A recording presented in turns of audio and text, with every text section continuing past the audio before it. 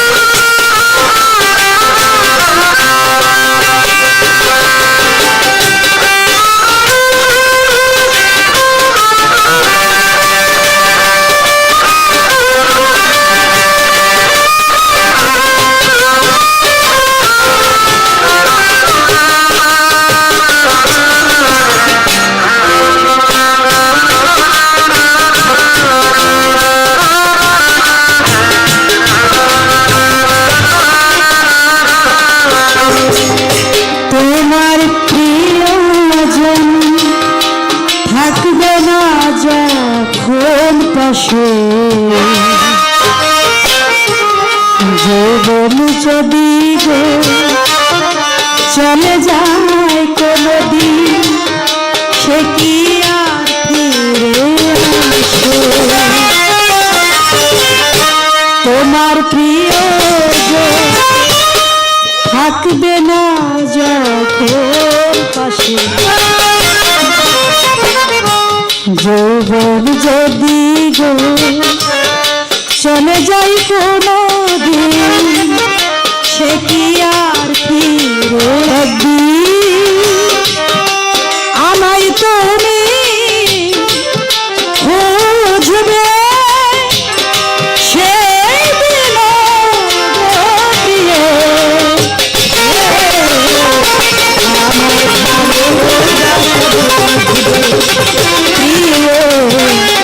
আমার ভালোবাসা বুঝবে,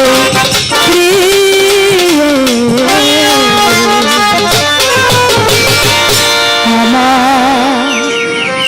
ভালোবাসা বুঝবে।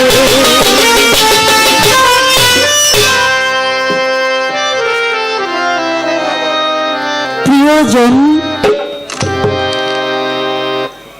সে সময়ই বুঝবে যখন সে আমাকে হারাবে। আমাকে না হারাইলে তার সে বুঝবে না যে আমি তাকে কতটা ভালোবেসেছি। তাই গুরুকে থাকতে ভালোবাসতে হবে, গুরুর প্রেমে মন মজাইতে হবে। বলেছে পালা করবেন না, কথা বলবেন না। আজকে যে শ্রোতা পেয়েছি এখানে, কারণ আমার জালাল ভাই বলছে অনেক চালাকি কায়দা করে গান গেয়ে বসে পড়েছে, আমার কাছে কিছু জিজ্ঞেস করে নাই। এখানে যখন তালা দিয়েছে বলছে আমরা কিন্তু শিষ্যর তালা শুনব না। আপনি তো শুনেছেন অন্তর্যামী, আপনি তো আমার মুখ দেখলেই, আমার ভাষা শুনলেই বুঝতে পারেন যে আমি কি চাই। গুরু তো অন্তর্যামী। আমি বলবো না এ কথা কি আপনি শুনেন নাই, আমি বলবো আপনি শুনেছেন যে আমার পালাটা ভক্তের দিয়েছে। 20-20 মানে কি, আমি আপনার থেকে কম না, আর আমার থেকে আপনিও কম না। আপনার চোখ দিয়ে আমারও দেখেন, আর আমার চোখ দিয়ে আমি আপনারও দেখি। কি কথা ঠিক কিনা? তাই এখানে আমি ভক্ত, ভক্তের অধীন ভগবান। তার মানে কি, আমি ডাকলেও আমার বন্ধুরা আমি পাই, আপনি ডাকলেও আপনার বন্ধুরা আপনি পাইতেছেন।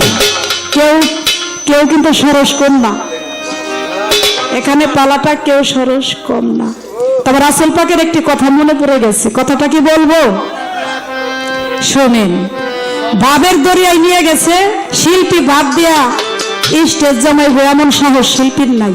যদি আপনারা ভাব না দেন, একবার আমি দিছি, এখন সে দিছে, উভয়কে উৎসাহিত করছে এবং তারা ভাবের দরিয়ায় তারা ডুবে গেছেন। আমার আবার এখন সময় হয়েছে, আমার গুরু ভাবের দরিয়ায় ডুবাই দিছে।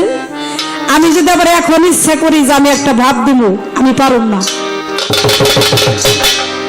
কি কথা ঠিক আছে কিনা বলেন? কারণ কান দেখাইটাই এমন জান হারা। এখন যদি আমি দিন ভরেও কান্দি, এখন আর কান্না আসবে না। কিছু সময়টা একটু পার করতে হবে। কি বর্ষার পানি কোথা থেকে আসে এই বর্ষার পানি আবার কোথায় চলে যায় একমাত্র আমার বিধাতাই তা জানে। আমরা সাধারণ মানব কি তা বুঝবো? তাহলে মানুষের চোখের অশ্রু কোন কথা কোন সময় আসে, কোন সময় ভাবের উদয় হয়, ইহা কেউ বলতে পারে না। স্থান কাল পাত্র ভেদ বুঝে শুনে কথা বলতে হবে এবং গান গাইতে হয়। তাই বললাম যে আমার একটু ভাবের দরিয়ায় ডুবাইতে সময় লাগবে, যেহেতু সময় আছে, সে অনেক বড় স্টেজ করেছে, আমিও এখন স্টেজটা পেয়েছি, আপনারাও আমাকে উৎসাহিত করবেন, আপনারাও আমাকে নিয়ে যেন ভাবের দরিয়ায় দেখতে পারেন। তো রাসূল পাক সাল্লাল্লাহু আলাইহি ওয়াসাল্লাম উনি জোহরের নামাজ শেষ করুন, মাওলা হযরত আলীকে কোনো একটা বিশেষ কাজের জন্য আদেশ করছে যে তুমি ওই কাজে চলে যাও। তো মাওলা হযরত আলী তো আমার রাসূল পাক সাল্লাল্লাহু আলাইহি ওয়াসাল্লামের বড় ধরনের একটা ভক্ত ছিল, কি কথা ঠিক কিনা? কারণ জ্ঞানের তুরণকে রেখে গিয়েছিলেন, সেই জ্ঞানের তুরণকে, সেই জ্ঞানের তুরণই মাওলা হযরত আলী। এবং বলেছেন আমার নবী, যদি আমাকে কেউ ভালোবাসো তাহলে আমার মাওলা হযরত আলীকে তোমরা ভালোবাসো। তাহলে মাওলা হযরত আলীকে আদেশ করেছিলেন যে তুমি এই কাজে চলে যাও, আমি একটু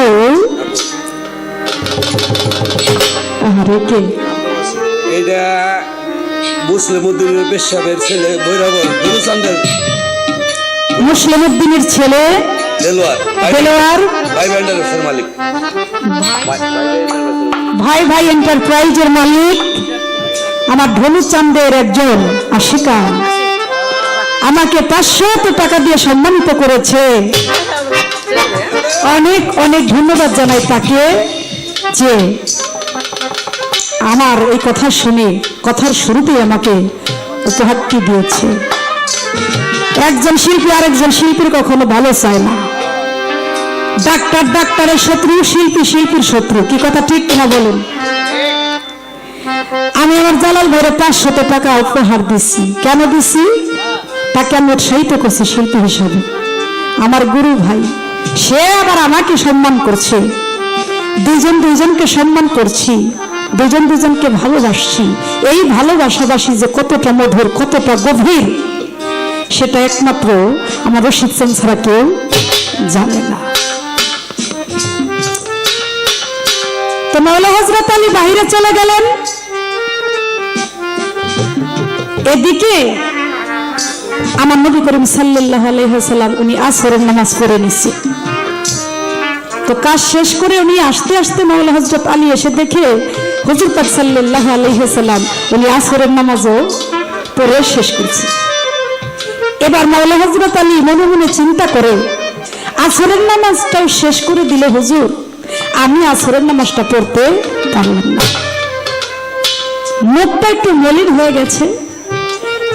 তো হুজুর পাক সাল্লাল্লাহু আলাইহি ওয়াসাল্লামের কাছে আসছেন, আসার পরে আমার হুজুর পাক সাল্লাল্লাহু আলাইহি ওয়াসাল্লাম বলছে, হযরত আলী তুমি কি এসেছো, তোমার কাজ শেষ করে এসেছো? বলে হ্যাঁ।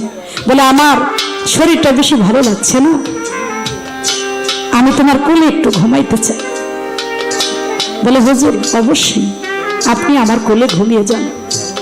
মাওলা হযরত আলী কোলের মধ্যে আমার নবী করিম সাল্লাল্লাহু আলাইহি ওয়াসাল্লামের মাথাটা দিয়ে ঘুমিয়ে গেলেন।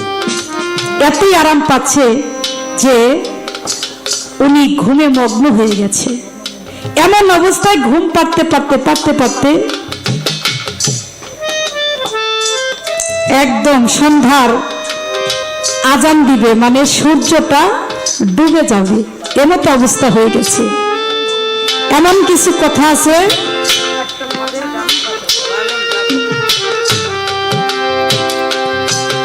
সূর্য ডুবে ডুবে যাবে, আর এমতো অবস্থায় মাওলা হযরত আলী খুব চিন্তায় পড়ে গেছে যে হুজুর আমার কোলে ঘুমিয়ে গেছে, আমি আসরের নামাজটা পড়তে পারলাম না, এদিকে আমি তো নামাজ কায়জা করে ফেললাম, আমি অনেক বড় অন্যায় করতেছি, মনেরে বোঝাইতে পারতেছে। আবারও মুখটা মলিন করে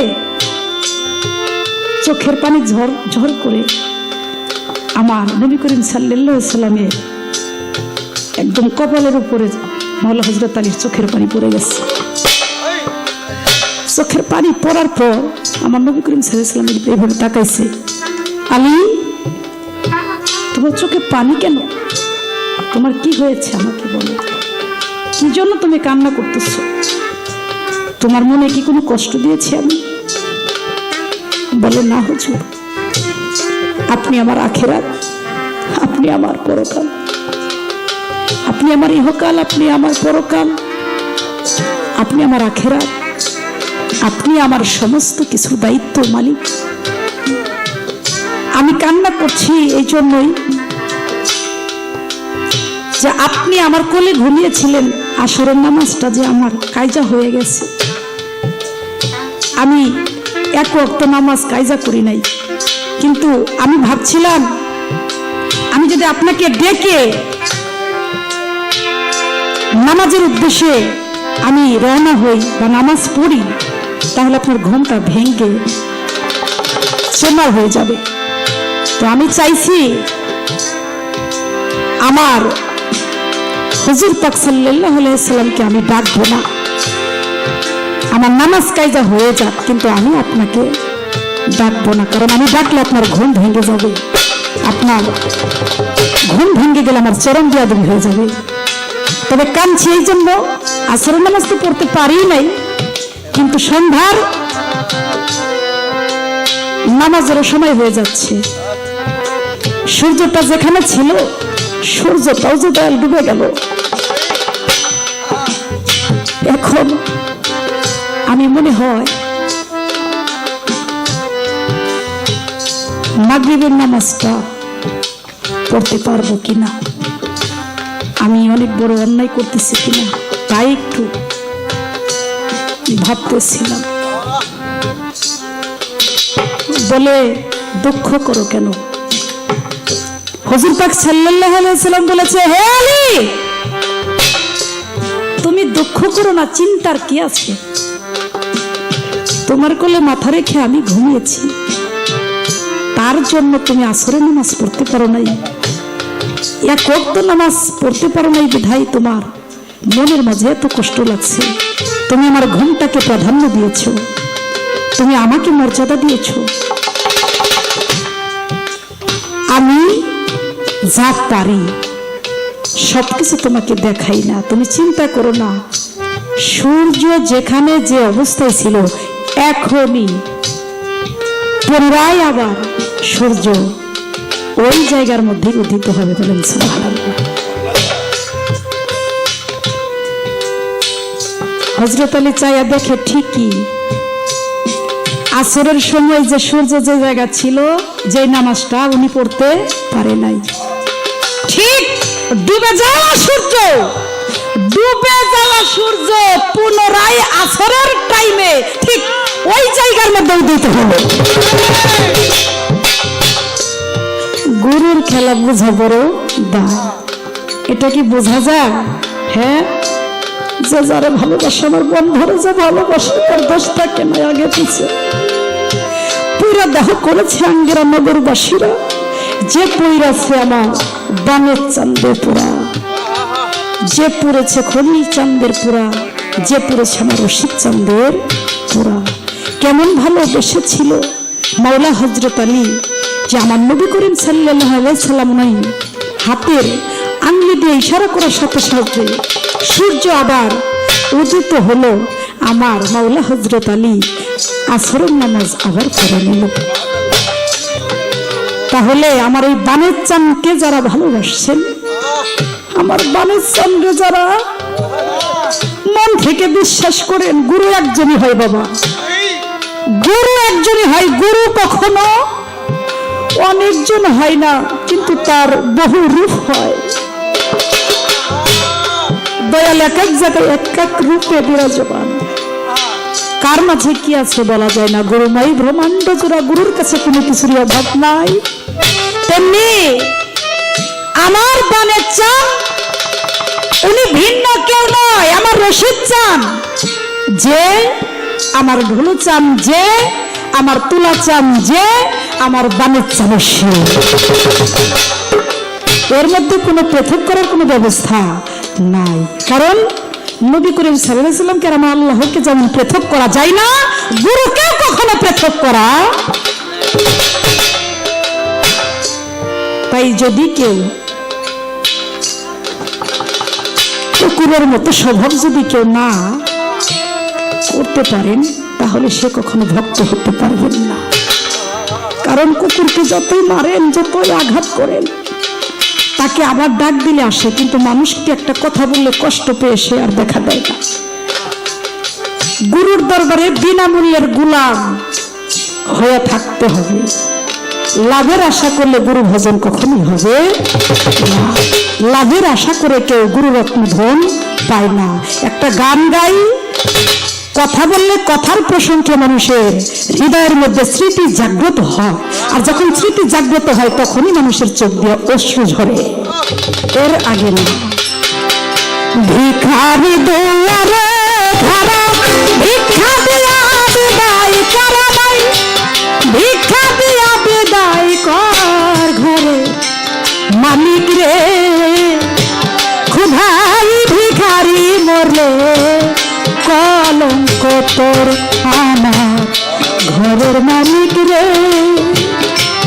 ক্ষুধাই ভিখারি মরলে কলঙ্ক।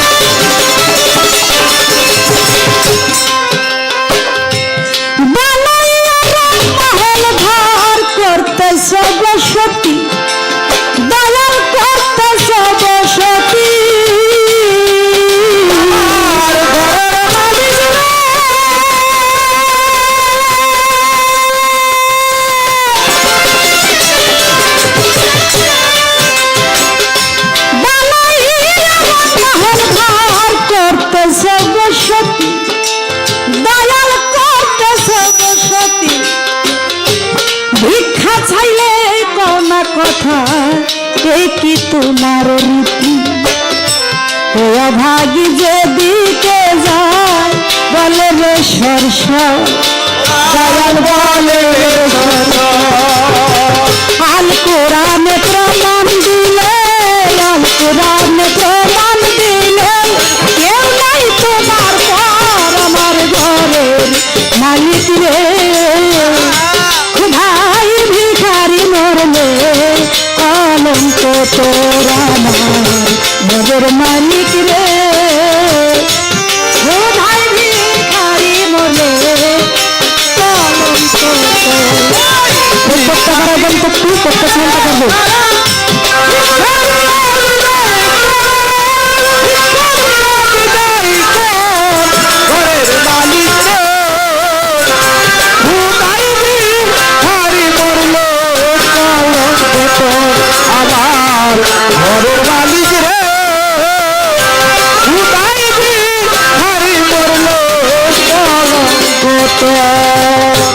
দয়াল মুর্শিদ রে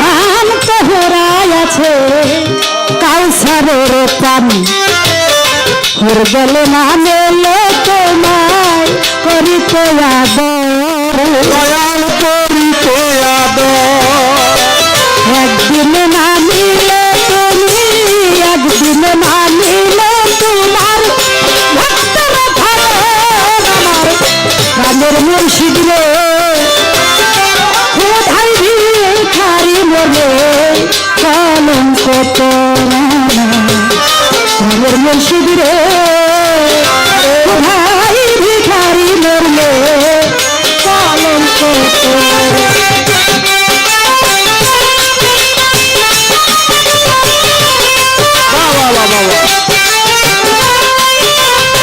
ভালো ভালো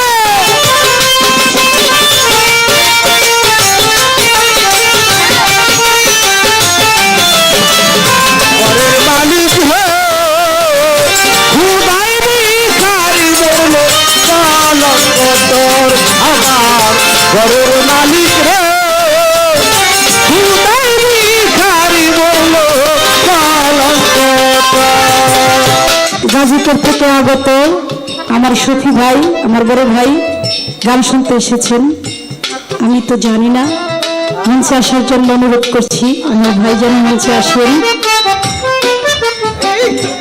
প্রাণবন্ধু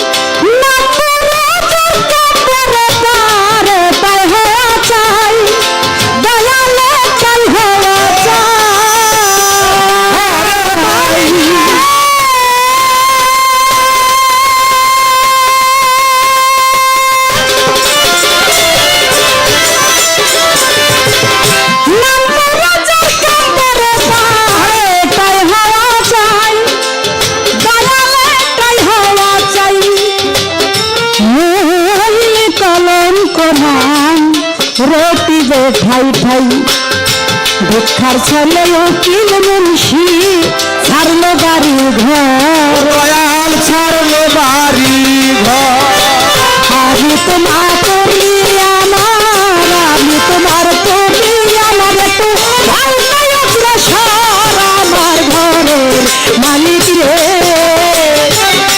ভাই ভিখারি মনে কলঙ্ক তোরা ঘরের মালিক রে ভাই ভিখারি মনে কলঙ্ক তোর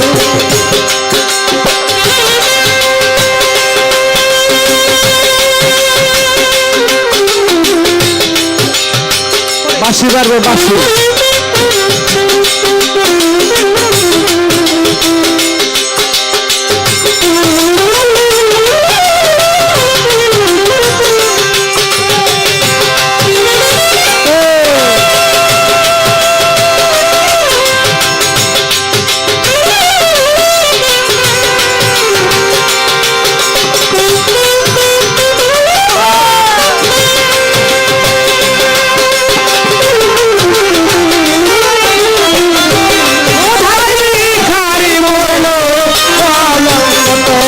আমার ঘরের মালিক রে খুদাই ভিখারি মরলে কলঙ্ক তোর প্রাণের মুর্শিদ রে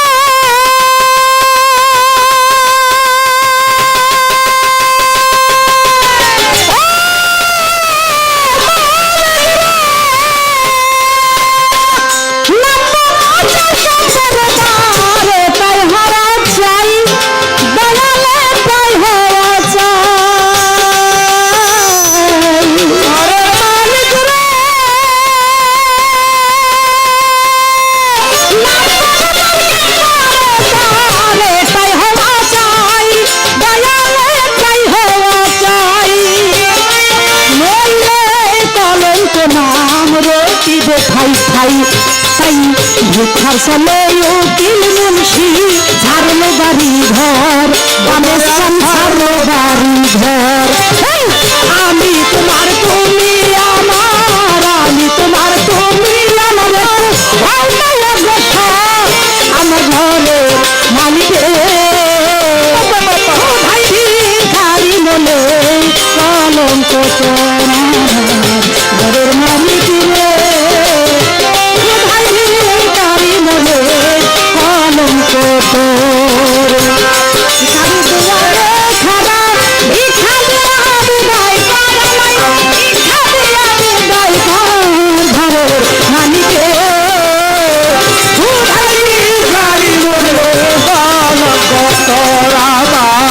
ঘরের মালিক রে খুদাই ভিখারি মরলো কলঙ্ক তোর। আসলেই তো কথাটা সত্য। ক্ষুধা লাগলে তার মুর্শিদ নামের সুধা পান না করলে তার ক্ষুধা নিবারণ হয় না। সে কথা ঠিক না খলিল সানবাজান? ক্ষুধা নিবারণ করার জন্য আমার মুর্শিদ নামের প্রেম সুধার প্রয়োজন। দয়াল ওই প্রেম সুধা যদি কোনো ভক্ত পায় তাহলে তার এই পৃথিবীতে কোনো পাপ থাকে না। তখন ওই লালন সাইজি গানের কথা, এই দেহে যার পাপ কর্ম হয় অন্য দেশে পুণ্য তাই, পাপ পুণ্যের কথায় আমি কারে বাসুধা।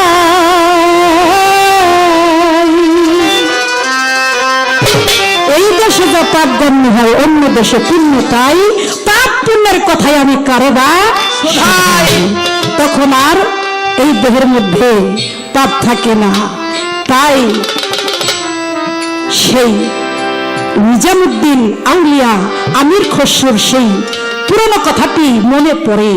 কারণ ভক্তের পালা দিয়েছে, ভক্ত হওয়া তো সহজ ব্যাপার না। আগর বাগর কথা কইলে পাল্লা গান হবে না। কিরে বাজান, কথা ঠিক না? নিজামুদ্দিন আউলিয়া খুব গান পছন্দ করতেন।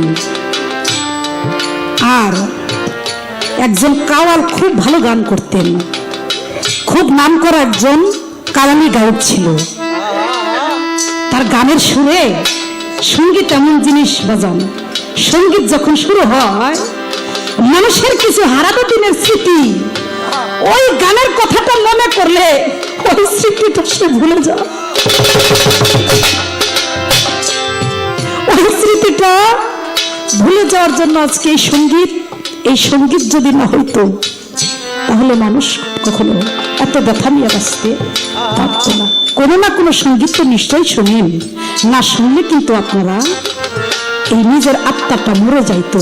এই আত্মাটাকে জাগ্রত করা, আত্মাটাকে তাজা করা, এটাই হচ্ছে সঙ্গীতের একটা বড় ধরনের গুণ। তো কাওয়াল গান শুনে খুব মুগ্ধ হয়ে গেছে নিজামুদ্দিন আউলিয়া। মস্ত বড় একজন আউলিয়া তিনি ছিলেন। তো উনি গান শুনতে শুনতে টাকা পয়সা যা কিছু আছে সব কিছুই তাকে দিয়ে দিচ্ছে। মানে গানে মুগ্ধ হইলে যেমন আপনারা নিজের কাছে যা আছে সব দিয়ে দেন, ভালো লাগা থেকেই কিন্তু দেন, ভালো না লাগলে কিন্তু দেন না। তেমনি নিজামুদ্দিন আউলিয়ার যা টাকা পয়সা ছিল সবকিছু তারে দিয়ে দিচ্ছে।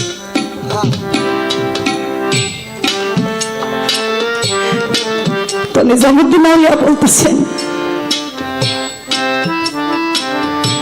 বাজান তুমি এমন গান শুনাইলা, ঘরে যা টাকা পয়সা ছিল সবই তোমার দিয়ে দিলাম বাজান, এখন তো ঘরে আর কিছু নাই, তাই আমার জুতো দুইটা তোমাকে দিয়ে দিলাম, পায়ের জুতো দুইটা। কাওয়াল পেয়ে গান শেষ করে চলে যাচ্ছে বাসায় থেকে। তো আমির খসরু নামের একটা কাঙ্গাল ভক্ত আমার নিজামুদ্দিন আউলিয়ার, সে ওই রাস্তা দিয়ে যায়। আর যাবার পথেই কাওয়ালের সাথে তার দেখা। বলে এই একটু দাঁড়ান। বলে তুমি কে? বলে আমি আমির খসরু।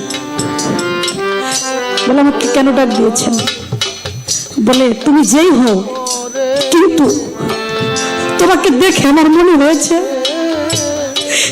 তোমার কাছে আমার মুর্শিদের কিছু গুরুত্বপূর্ণ ধ্যান আছে।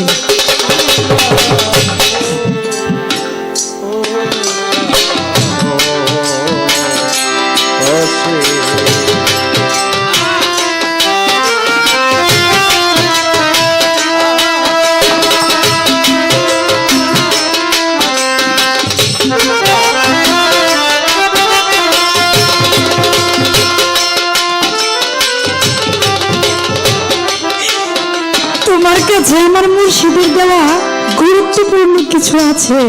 আমার মুর্শিদের গ্রাম তোমার সাথে লাগলো, তুমি সত্যি করে বলো তোমার কাছে কি আছে।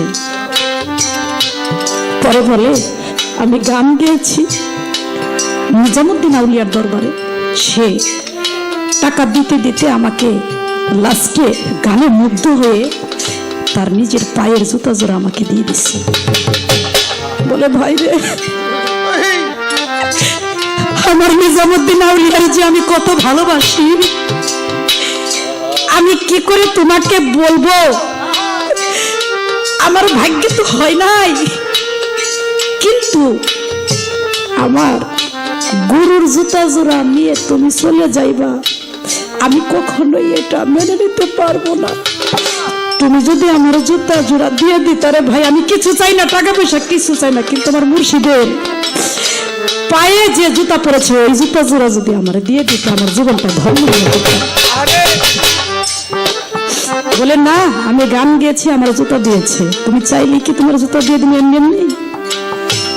বলে কি দিলে তুমি জুতা জোড়া দিবা বলো? আমি টাকা পয়সা কিছুই চাই না, আমার ধন সম্পদ যা আছে, অর্থ করি যা আছে তুমি নিয়ে নাও, তারপরেও আমার নিজামুদ্দিন বাজানের জুতা জোড়া আমারে দিয়ে দাও। তো এই কথা বলার পর জুতা জোড়া দিয়ে দিছে। জুতা জোড়া যখন হাতে পেয়েছে, বুকের মধ্যে জুতা জোড়া এইভাবে জড়ায় ধরছে, জড়ায় ধরে ভাবতেছি আমি কখন আমার মুর্শিদের কাছে গিয়ে এই জুতা জোড়া পৌঁছায় দিব। কারণ আমার দয়ালের পায়ের জুতা কাওয়ালকে দিয়ে দিয়েছিল, এখন আমার বান্ধব কি পায়ে দিয়ে হাঁটতেছে, আমি জুতা জোড়া যদি সময় মতো পৌঁছায় দিতে পারি, তাহলে আমার বান্ধব বুঝি মাটি দিয়ে পড়াবে না। আমি তাড়াতাড়ি করে আমার দয়ালের বাড়িতে আমি জুতা জোড়া দিয়ে আসবো আমার বাজানকে। আমার বাজান জুতা ছাড়া কিভাবে হাঁটতেছে। জুতা জোড়া নিয়ে ছুটছে গুরুর বাড়ি, আমার নিজামুদ্দিন আউলিয়ার বাড়ি ছুটছে। দয়ালের তো কুদরতের শেষ নাই, ভক্তর একটু পরীক্ষা করার জন্য একটু ইশারা করছে যে ঝড় বৃষ্টি শুরু হয়ে গেছে, যে আমির খসরু যেন জুতা নিয়ে আমার দরবারে ঢুকতে না পারে। জুতা নিয়ে চতুর্দিক দিয়েই ঢুকে, আর এদিকে ঝড় তুফান, এমন ঝড় তুফান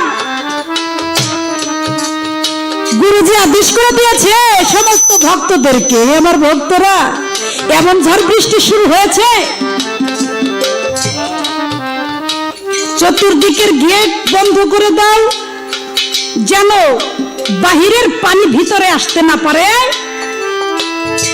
কোন রকমের যেন কোনো ক্ষতিগ্রস্ত না হয়, কোন ধরনের যেন কোনো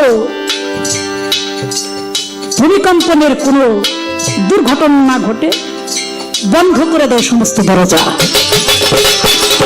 সমস্ত দরজা বন্ধ করে দিয়েছে, আর কাছাকাছি গিয়ে যে দরজার সামনে যাই ওই দরজাই বন্ধ, যে দরজার সামনে যাই ওই দরজাই বন্ধ। আর জুতা নিয়ে পাগলের মতো চতুর্দিক দিয়ে ঘুরতেছে যে কখন তার মুর্শিদের বাড়ির ভিতরে সে ঢুকবে। সে দরজা পাই না, একটা সুরঙ্গের মতো,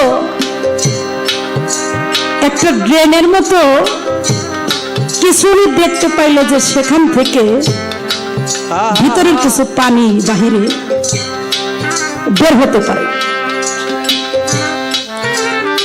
দয়াল যে ভালোবাসে,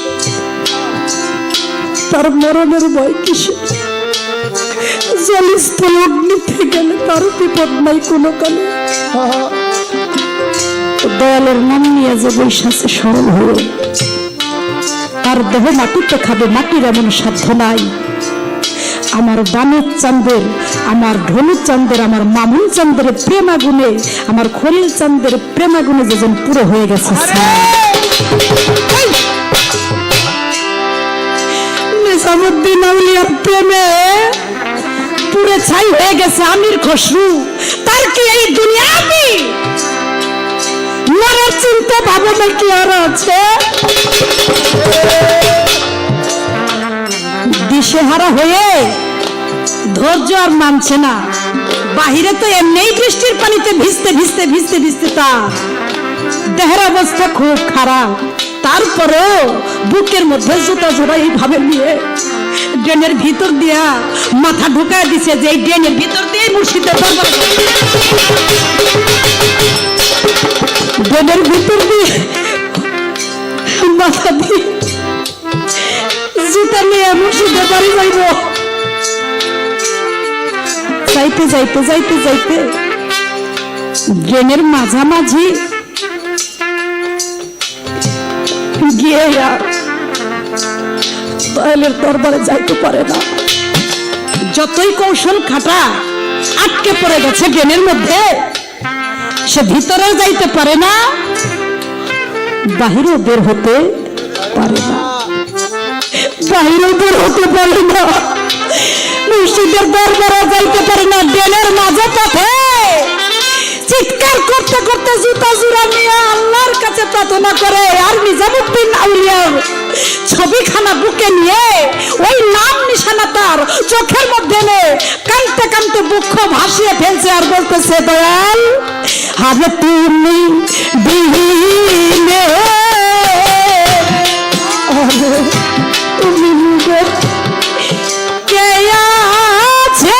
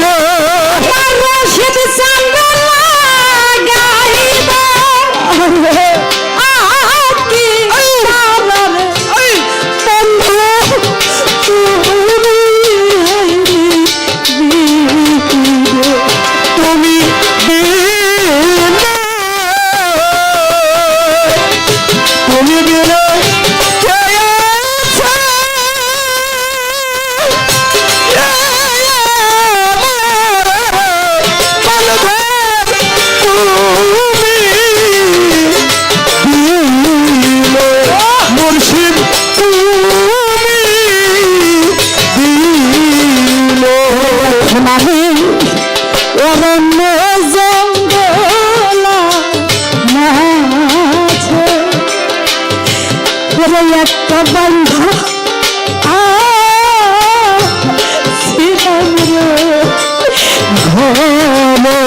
ওরে এখন ভালো নাই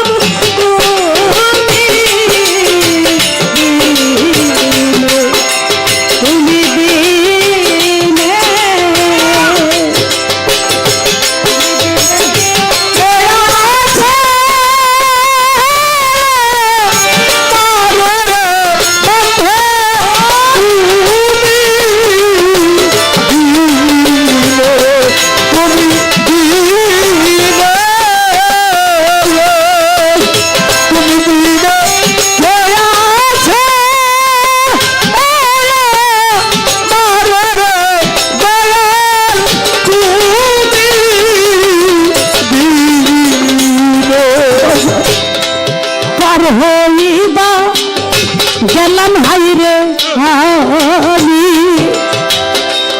আরে ওই খেলা নদীর রে ঘাটে পার হইবা হাইরে আমি ওরে বান্ধব খেয়া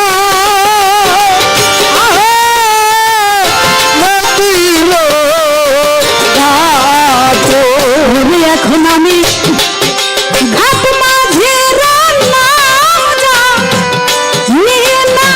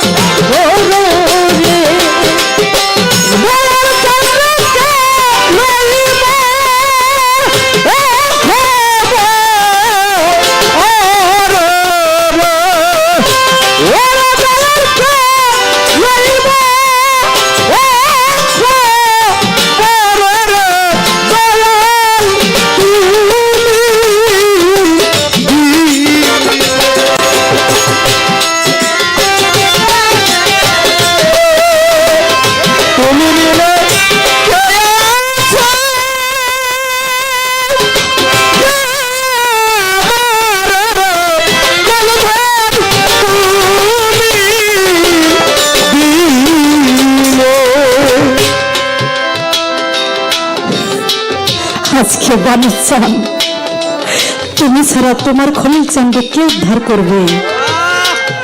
আজ আমির খসরু নিজাম ছাড়া কে উদ্ধার করবে? এমন বান্ধব নাই। আমার আমির খসরু বলে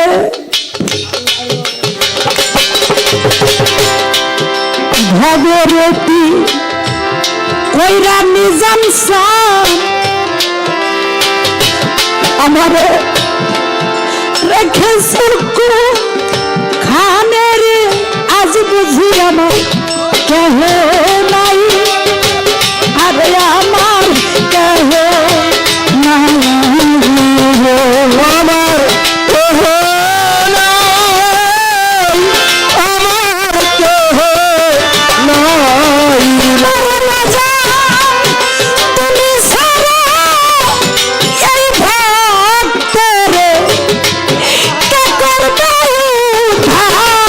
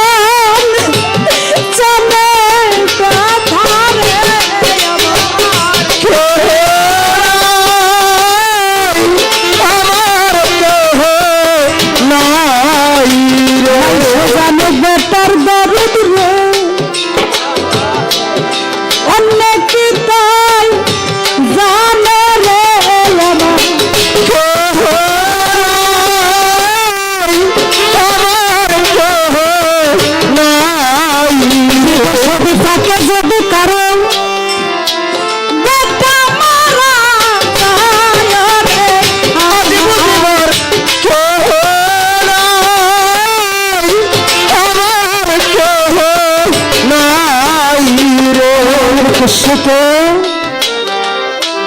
কেমন অবস্থার মধ্যে টেনে এসে আছে, ভিতর থেকে পানি আর বাহিরে যেতে পারে না। দয়াল বাকি যত ভক্তরা আছে, ওই তরিকতের ভাই আমির খসরুর ভাইদেরকে বলছে ড্রেনের মধ্যে কি ময়লা জমছে, যাও বললাম নিয়ে পরিষ্কার করে দাও। আর হাতে বললাম নিয়ে তরিকতের একটা ভাই যাই এই ড্রেনের মধ্যে জোরে আঘাত শুরু করছে। আঘাত যতবার করছে ততবার আমার আমির খসরুর মস্তকের মধ্যে লাগছে। আঘাতের যন্ত্রণায় সে কাতর হয়ে গেছে। অবশেষে সেখান থেকে রক্তে তার দেহখানা লাল হয়ে গেছে। উনি ওখানেই যন্ত্রণা শুনতে পারে না, কারোর কাছে কইতে পারে না। সবাই নিজামুদ্দিন আউলিয়া বলে, আমার নিজাম চান, ও আমার গুরুজি, আমার নিজের জীবনটা আপনি নিজে আজরাইল হয়ে আমার জানটা যদি আপনি কবজ করতেন তাহলে আমার ভালো হইতো। তবু এত যন্ত্রণার সয় না। এই ড্রেনের মধ্যে কত কষ্ট আছে, কত কষ্টের মধ্যে আছে।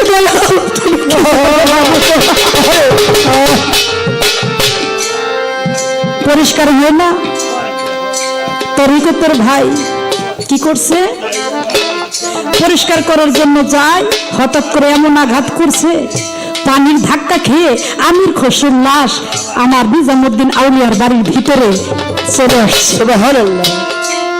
রক্তাক্ত অবস্থা, লাশ দেখে পানিও লাল হয়ে গেছে। দৌড়াই আমার নিজামুদ্দিন আউলিয়ার কাছে চলে গেছে তরিকতের ভাই, যাই বলতেছে দয়া বললাম মারতে দিলেন, যাইয়া দেখি এত সাধারণ কোনো আলোচনা না, এত দেখি আমার তরিকতের ভাই আমির খসরু। বলে তুই কি বলছিস, আমার আমির খসরুর নিজে হাতে তুই মারলি, আমার আমির খসরু নিজে হাতে তুই মারলি। আইসে দেখে জুতা জোড়া বুকের মধ্যে। মুর্শিদ তো অন্তর্জামী, উনি বুঝতে পারছে তার পায়ের জুতা নিয়ে সে ভিতরে আসতে চেয়েছিল, কিন্তু আসতে পারে নাই, দরজা বন্ধ করে ঘরের ভিতরে যাইয়া সে ধ্যানে বসে গেছে। তরিকতের সমস্ত লোকজন যারা আছে ভক্তবৃন্দ তাদেরকে বলতেছে, তোমাদের তরিকতের বাইরে গোসল করাইয়া সুন্দর খাটে তারে শোয়াইয়া দাও, আমি আমার কাজ করি। আমার আমির খসরুরে নিজে হাতে মারলা, এ কি করে হয়, ও আমারে কেমন ভালোবাসছে।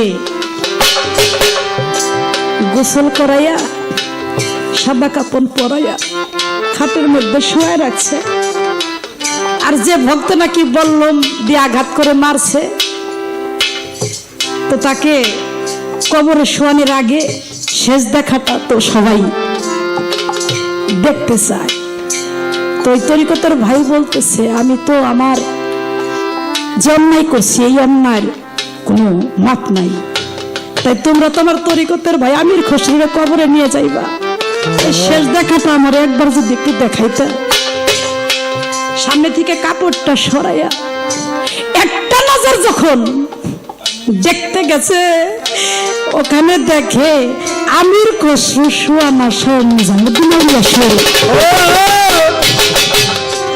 নিজামুদ্দিন আউলিয়া এখানে শুয়ে রয়েছে।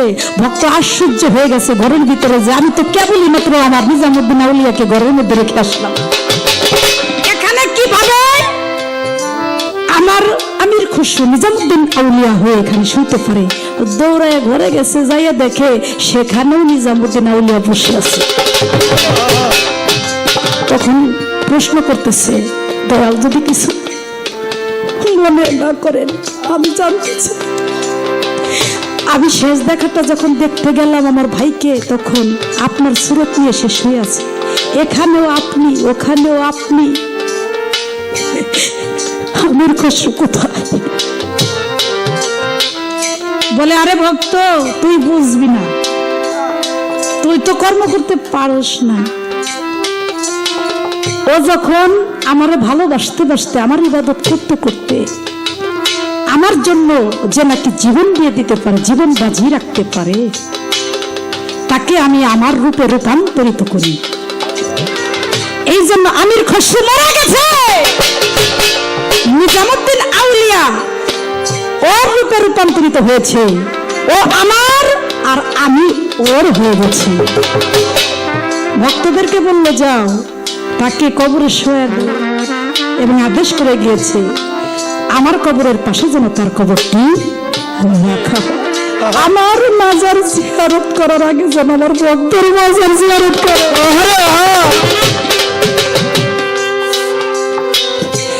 আমি যেদিন চলে যাব এই দেশে আর থাকবে না, যেদিন চলে যাব এই দেশে আর থাকবো না। আমি যেদিন চলে যাব এই দেশে আর থাকবে না। দোহাই লাগে আমার লাইগা কেউ কান্দিও না, দরদিয়া রে তরিকার ভাই, দোহাই লাগে আমার লাইগা কেউ কান্দিও না। আমি যেদিন চলে যাব এই দেশে আর থাকবো না। আমি যেদিন চলে যাব এই দেশে আর থাকবো না। দোহাই লাগে আমার লাইগা কেউ কান দিও না। দোহাই লাগে আমার লাইগা কেউ কান দিও না। দরদিয়া রে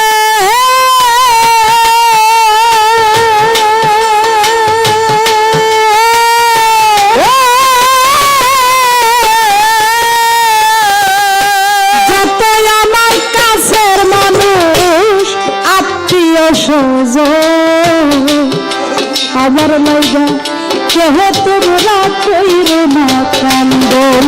দরদি রে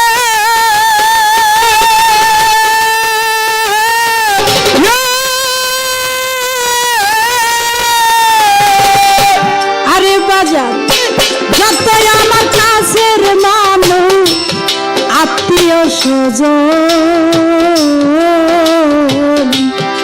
আমার লাইগা কেহ তোমরা কইরো না কান্দন। আমি দুঃখী আইছি একা, একাই হইলাম রওনা। আমি দুঃখে আইছি একা, একাই হইলাম রওনা। আমি দুঃখী আইছি একা, একাই হইলাম রওনা।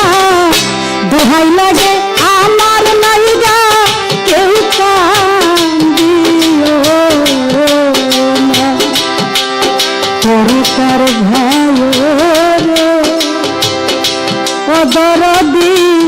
দোহাই লাগে আমার লাইগা কেউ কান্দিও না। আমি যেদিন চলে যাব এই দেশে আর থাকবো না। আমি যেদিন চলে যাব এই দেশে আর থাকবো না।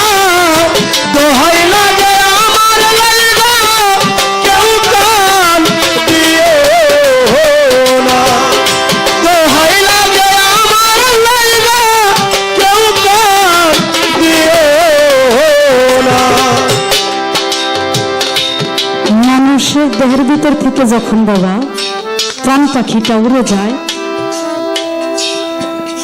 তখন তার দেহটা শুধু পড়ে থাকে, কিন্তু আত্মার একটা আকাঙ্ক্ষা থাকে, আহাজারি থাকে। আমার দয়ালের নামে আমার অনুরোধ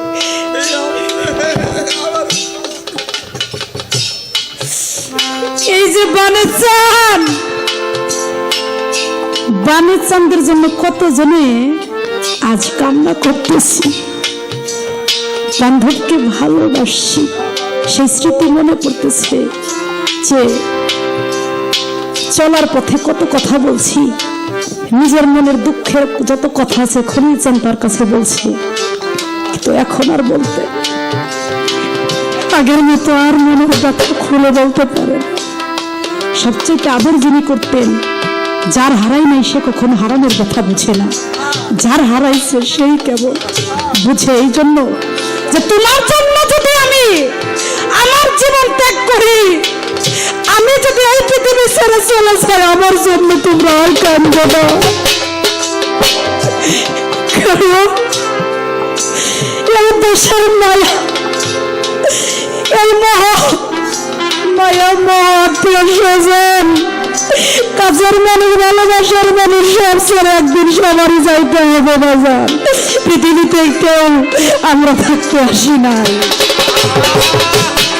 বড় বিয়ারে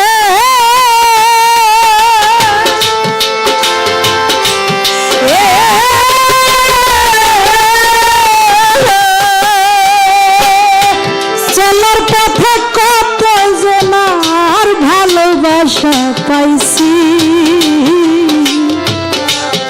আমিও তো কত জনরে ভালোবাসা দিছি।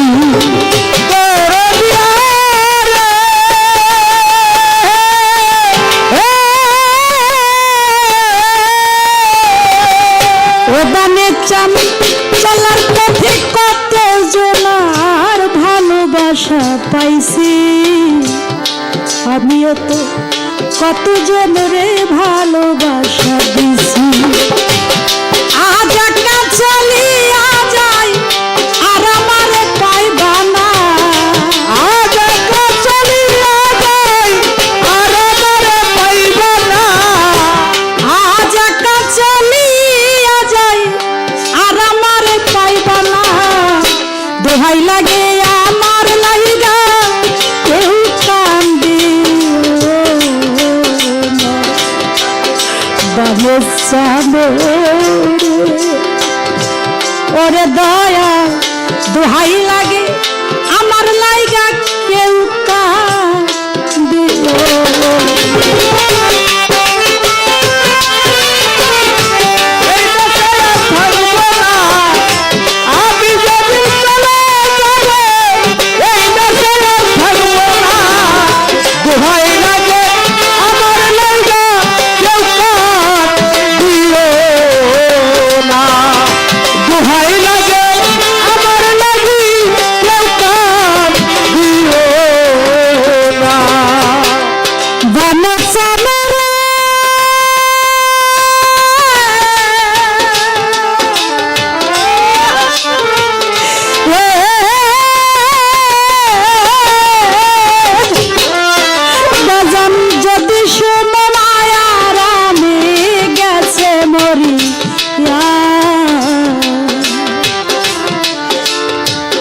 শেষ দেখাটা দেখা যায় সকলে আসিয়া,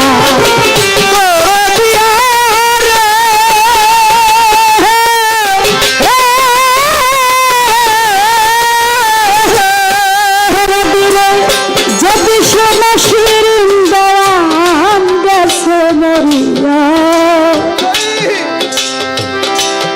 শেষ দেখাটা দেখে যায় সকলে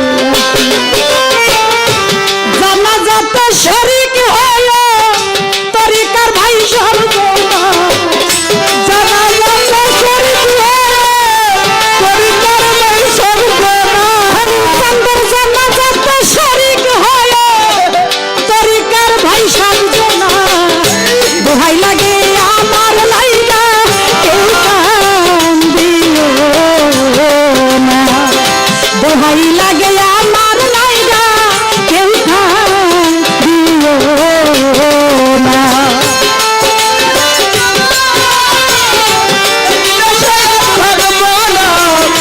আমি যেদিন চলে যাব এই দেশে আর থাকবো না, দোহাই লাগে আমার লাগি কেউ কান্দিও না, দোহাই লাগে আমার লাগি কেউ কান্দিও না।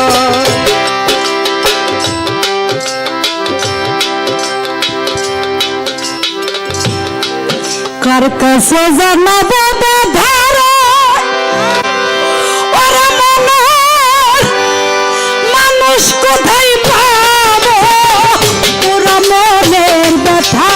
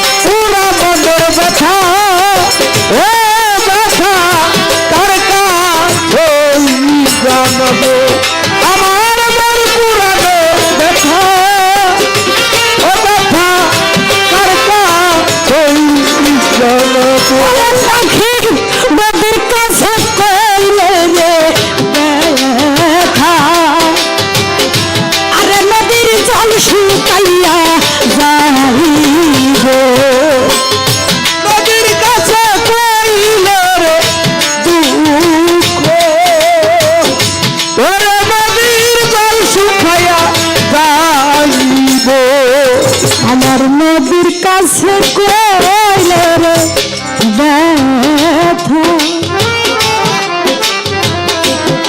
আমার ব্যথাই নদীর জল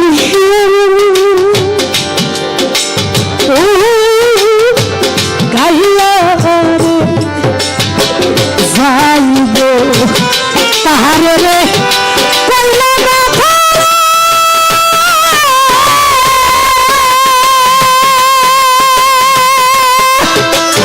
আমার কথাই পাহাড় কইয়া যাইব পুরা মনের ব্যথা আমার মন পুরানো ব্যথা আমার হারানো সেই ব্যথা ও রশিদ চান কার কাছে জানাবো আমার মন পুরানো ব্যথা আমার কলিজা ছিড়া ব্যথা ও ব্যথা কার কাছে জানাবো ওই আমার মন পুরানো ব্যথা আমার কলিজা ছিড়া ব্যথা এ ব্যথা কার কাছে জানাবো এই ব্যথা মায়ের কাছে কইল রে বান্ধব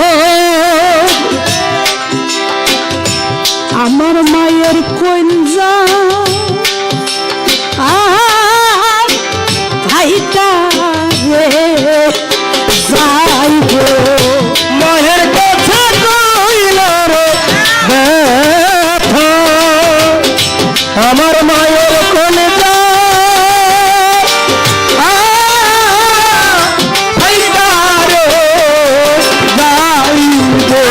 মায়ের কাছে কইল রে ব্যথা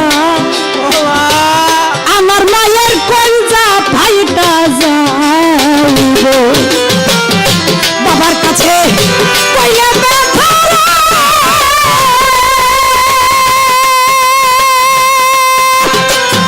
ও কইলজা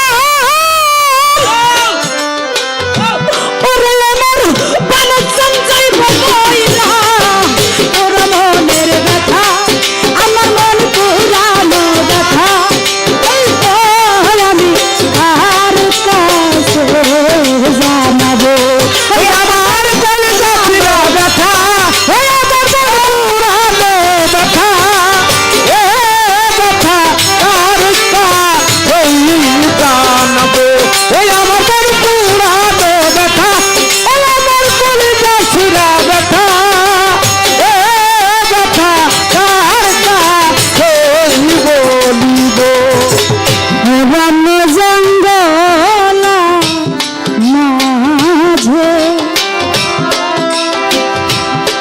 খলিল চান বৈশা শুধু ব্যথার মালা গাঁথবো ওরানো জঙ্গলাই বইছা বইছা আমি ব্যথার মালা গাঁথবো তাইলে আমার বানে চানরে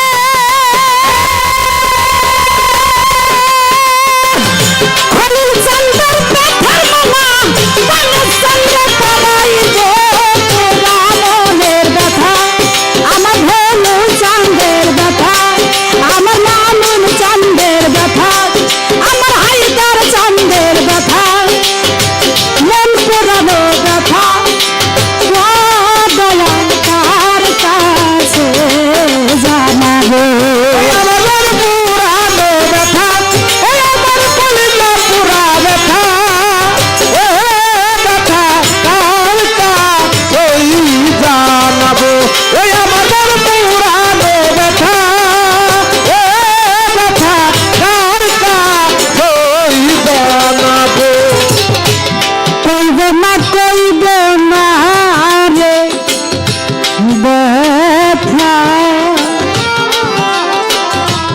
আমার বুকে সামিল নারা কি কইব না রে ব্যথা